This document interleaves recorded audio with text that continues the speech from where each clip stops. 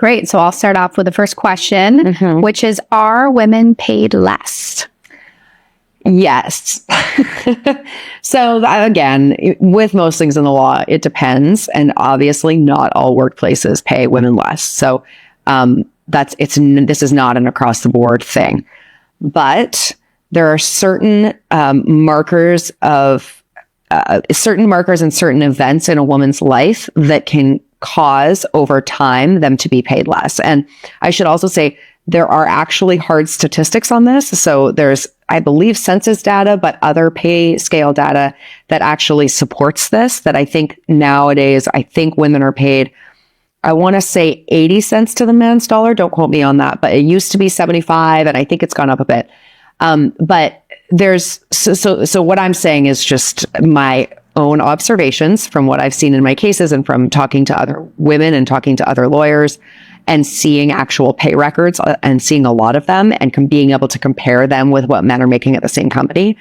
But my observations, it turns out, are also backed up by actual statistics, unfortunately.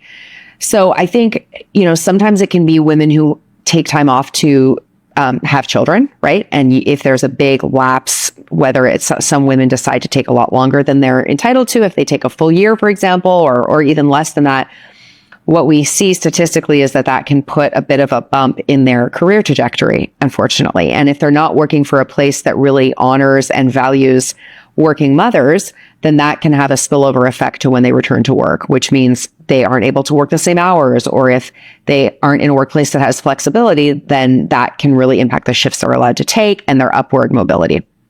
There are various dynamics in the workplace that also lend themselves to this. Like if you're in a workplace that's run by men who have never had to raise children, or by men who it's been a long time since they've raised children and they don't necessarily immediately relate to the struggle of raising children, or of relating to women in general, then that can be another piece that sort of pushes women down a little bit.